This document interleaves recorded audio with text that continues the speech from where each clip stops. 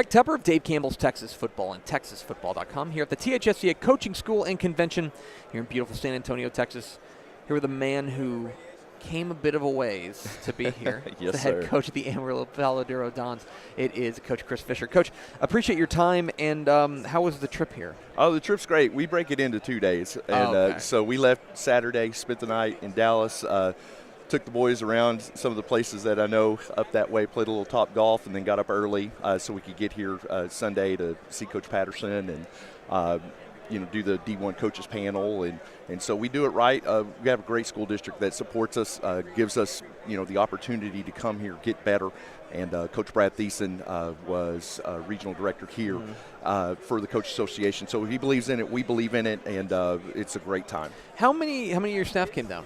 We have 10 on staff. My goodness. Yeah, 10 of the 12. My secondary coach has a very young infant, and so I told him to stay and help wife out a little bit. And then running backs coach is actually closing on a house today, and that's what's keeping us from being at 100%. But good reasons, not to be here. Those sound like excuses. I mean, it's coaching school. Nah, it's pretty good. I got to answer these coaches' wives now, Yeah. and I got to keep them happy. I know happy life, or happy wife, happy life. Oh, yeah, I know what you're talking about. So let's talk about your Dons. Sure. Last year, a 2-8 season. Yes. Disappointing, not what you guys are looking for. Right. What is maybe the one thing holding you back from having that breakthrough year? Well, I think for us it was inexperience. Yeah. Not just players. When I came to Palo Duro, I didn't bring anyone with me. And so, that first year was basically teaching the schemes that we wanted to run, getting the program in place, how we wanted to do things. Last year, there's 14 kids coming back this year on offense that took an offensive snap last year. And like I know, experience wins, Yep. a lot of times. And that's what has us so excited about this year. We've got good numbers, quarterbacks coming back, all 3 running backs are back, our 5 offensive linemen are back, Jeremiah Patterson on the outside. There's a lot to be excited about, but you've got to learn how to do this, and it's a process. I know it's the biggest coaching cliche you hear. It's a process, is, though. But it truly is. Yeah. And especially when you had someone like Steve Parr that was there for 18 years, he did things a particular way. I will never ever be Steve Parr. And I had to come in and kind of put my stamp on it of this is how I want to do this. And that does take time. And, luckily for me, I have great administration. Amy Doris, principal there, believes in what we're doing.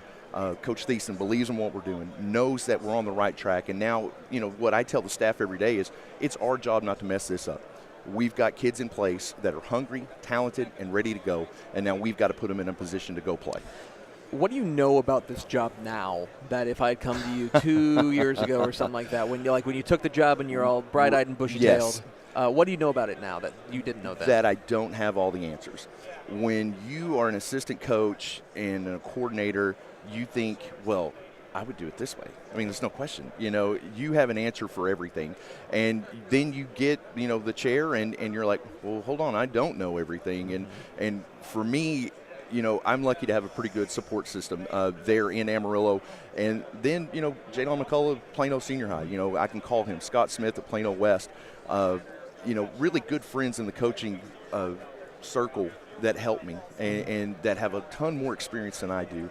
And, for mine, that's my alma mater. Palo Duro is my home. That's my community.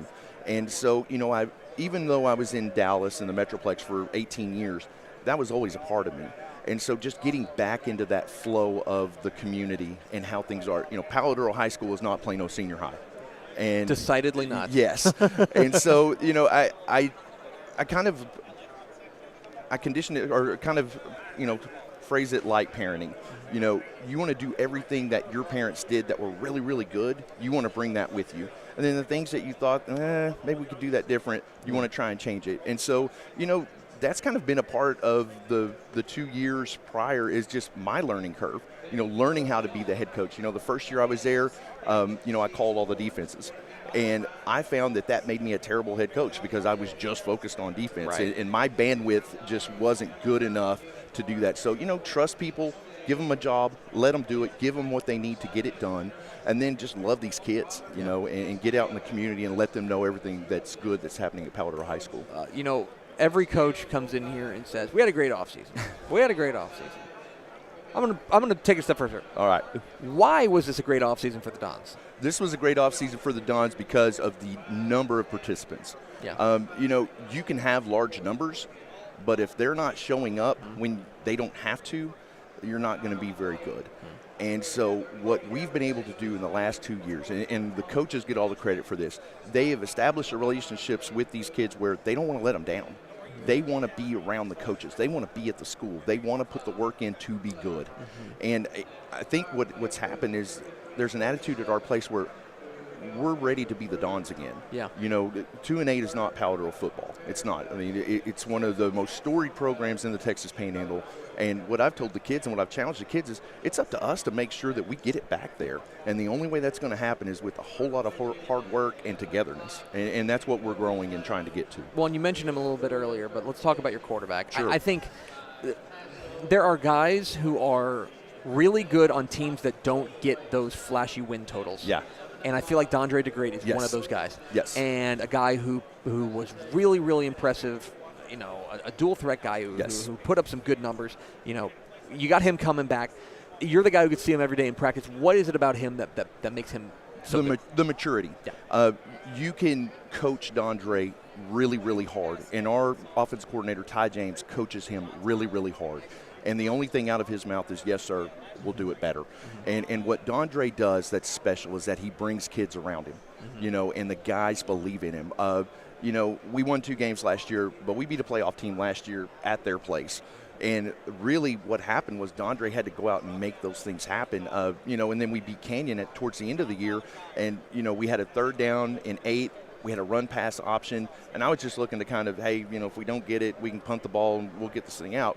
Well, Dondre reads the corner, makes the throw, we go score a touchdown to kind of ice the game, and that's what he brings to the table is just an uncanny knack to get the ball where it's supposed to be on time, and then he erases mistakes really well. If he does make a bad read or he does get a ball picked off, he can get out of that and go on to the next play, and I think that's going to help him going forward. He's just going to be a junior next year. Yeah, and he doesn't let one play beat him twice. Exactly. And that's hard for a young player. Yeah. And he was a sophomore quarterback that got his brains beat in a little bit last year. Just the game was so fast for him. And what we've discovered over the spring is that the game has slowed down a lot. And, again, Ty has worked so hard with him, just getting his checks, making the reads in the play, before the play, and then just making sure everybody's on the same page. And so that's what he brings. He's a great leader. You're a defensive guy. Yes. Last year the defense was not up. Not the Palo standards. Was not. What's got to change to make that different? Well, I think the one thing that we've got to do is we've got to make sure and get our alignments right. When you look at the plays that were made on us, a lot of times it was we weren't where we were supposed to be. And so what we've done is gone in and simplified some things. I brought the Plano defense with us. It's very verbiage intensive, and it's technical. It really is. Yeah. It really is. And again, we were talking about the difference between a head coach and what I didn't know. What I didn't know was you've got to adjust what you do for the kids that you have. And so what we've done is we've pared down a lot of things, and we're going to do things well. We're not going to do very many things, but we're going to do it right. We're going to be gap sound, and then just go fly around with the football. Yeah. And that's the one thing that we've stressed in the spring was we got to get 11 to the ball. And when you have that mentality of we're going to play fast and we're just going to get there with some bad intentions, good things happen. And so that's what we're trying to transform is just be more aggressive and be more physical. Stop thinking so much. And again, that's on me. Because that's what I brought to the table. And so we've pared that down, got rid of a lot of that, and so hopefully we can do a little more, flying around. Realignment happened. Yes. And it happened very hard. Yes. For you guys. I mean, you are one of the teams that maybe had the biggest shift of what your alignment looks like. Sure. Simply because of the division split. Right. And the new teams that are coming into your district and all these things. Just overall, now that the dust has settled, what are your thoughts on what happened? Well, I mean, it's a very competitive district. Yeah. I mean, you look, Lubbock Coronado, Coach Parr, and what they did last year, he's got it rolling, and they're going to be reloaded and ready to go this year. Abilene Cooper, Even with the coaching change, nothing's going to change with those Right. guys. They are set and ready to go. Lubbock Monterey, again, they went 3 rounds last year. You look at Lubbock High with their new coach coming in from Mansfield. He's good. And then you got the Amarillo schools. Yeah. Dan Sherwood at Caprock does a great job with his guys, and they're going to play up tempo, and they're going to try to just break the scoreboard. And then Chad Dunham at Amarillo High. Yeah. A lot of respect for Chad and what he did at Dumas, and he's going to bring a different attitude to Amarillo High, and they're going to turn some heads by the time this thing. They may start a little slow, but when it's money time, they're going to be there. Yeah, they are. It's a deep and dangerous and also Yes. diverse district. It is. Like every single game is going to be different. Yes. There's some districts where it's like, yeah, all the teams are good, but they're all good in the same way. Yes. This seems like a bunch of teams that Yes. are good in different ways. And what you're going to see is a different variety of football. I mean, you're going to see a lot of the same formations, but what we do out of these formations is going to be a lot of fun. And it's challenging, but I think in the end what you're going to have is the 4 teams that make it out of our district are going to be battle tested, and they're going to be ready to make some noise in the playoffs. And that's why for us it's important for us to get off to a good start. Our non-district, it's going to be challenging, but games that we should compete in, and for us it's going to be getting healthy to that first game against Lubbock High, ready to go. And that's key. Yep, that is key. It's going to be fun. It is going to be Chris fun. Fisher, Amarillo Palo Duro Duns. Let's get the Hey. Dick's Sporting Goods Wheel of Questions. All it's right. the Dick's Sporting Goods Wheel of Questions, dicksportinggoods.com for all your sporting and goods. There's nothing on here that'll get you fired, but you do have to answer the question. I'll do it. All right, give it a spin. All right, let's do this. Here comes Dick's Sporting Goods Wheel of Questions, Land on blue. dicksportinggoods.com. Land on blue. Land on blue for Palo Duro. Blue. All right. So we know football coaches are intense, and we know that the idea of an 8-hour day is laughable. You guys Yeah. work around the clock. Yes. You work a lot. When you do find time to relax, what do you do? Well, my family in Amarillo has raced stock cars since 1979. Yes. My uncle is the driver. My dad helps build them, and I'm the guy that's just kind of around to do odd things. And so Saturday nights in the summer in Amarillo, you will find me at Route 66 Motor Speedway, and that's what we do. I have so many questions. Hey. Okay, so what kind of car is this? It's a sport mod, and so it's kind of like a late model car.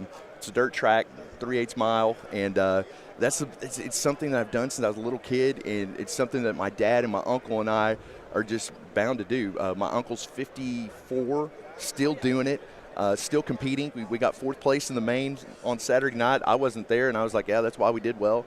But but it's funny because, I'm a grown man. I'm 42 years old, but when I'm out there, I'm like 12-year-old Chris. Hey, go get that tire. Hey, make sure that we've got this shock on. Just little things to get the car ready for each race, and that's what I do to relax, and it helps. So a if this lot. football thing doesn't work out for you, you're saying that you got a future in NASCAR? No, that time has passed. I actually did race my sophomore year at Midwestern State. There was a summer where I did have a car and came home and raced, and we won the track championship that year. And I thought, hey, maybe, but no. This is like the best. Like coaches are coming up here and they're like, I fish or I read. I'm ADD. I can't fish. I sit out there and I'm like, okay, if there's not a fish on the line, reel it in. Something's broke. We're on to something else. And my golf. If you've ever seen my golf swing, you would know that I don't golf to relax because I'm horrible. So that's kind of what we do. Kindred spirit. All right, coming to a football field and a track near you. It's Chris Fisher, the Amarillo Palo Duro Duns. Coach, Thank you appreciate so your time. much. Best of luck. Appreciate you having us. Thanks.